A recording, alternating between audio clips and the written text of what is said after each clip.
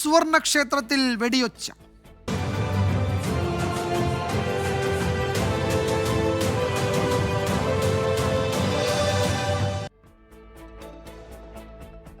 അകാലിദൾ നേതാവും പഞ്ചാബ് മുൻ ഉപമുഖ്യമന്ത്രിയുമായ സുഖ്ബീന്ദർ സിംഗ് ബാദലിന് നേരെ വധശ്രമം. അമൃത്സറിലെ സുവർണ ക്ഷേത്രത്തിന്റെ കവാടത്തിൽ വെച്ചാണ് വധശ്രമം ഉണ്ടായത്. അക്രമി ഖലിസ്ഥാൻ സംഘടനയായ ദൽ ഖൽസ അംഗം നരേൻ സിംഗ് ചൗരയെ സുരക്ഷാ ഉദ്യോഗസ്ഥർ കീഴ്പ്പെടുത്തി. സുരക്ഷാ വീഴ്ചയിൽ പഞ്ചാബ് സർക്കാരിനെതിരെ വിമർശനവുമായി അകാലിദൾ നേതാക്കൾ രംഗത്തെത്തി. തലനാരിഴയ്ക്കാണ് പഞ്ചാബ് മുൻ ഉപമുഖ്യമന്ത്രി വധശ്രമത്തിൽ നിന്ന് രക്ഷപ്പെട്ടത്.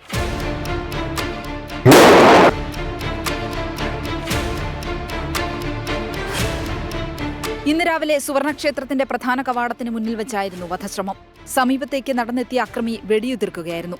ബാദലിന്റെ സുരക്ഷാ ഉദ്യോഗസ്ഥർ അക്രമിയെ കീഴ്പ്പെടുത്തി.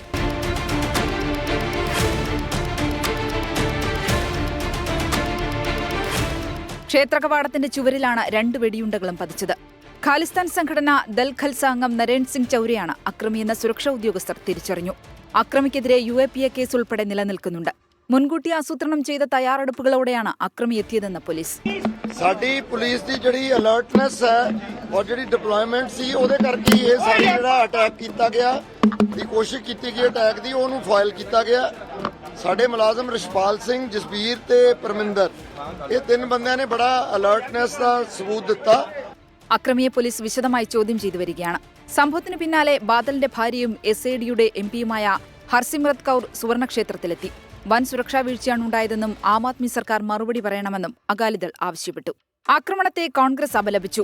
മുൻ അകാലിദൾ സർക്കാർ മതപരമായ കുറ്റം ചെയ്തതായി കണ്ടെത്തി സിഖ് മത കോടതിയായ അകാൽ തഖ്ത് വിധിച്ച ശിക്ഷയനുസരിച്ച് സുവർണക്ഷേത്രത്തിൽ കാവൽ ശുചീകരണ സേവനങ്ങളിൽ ഏർപ്പെട്ടിരിക്കുകയാണ് ഇന്നലെ മുതൽ സുഖ്ബീന്ദർ സിംഗ് ബാദലും സഹപ്രവർത്തകരും.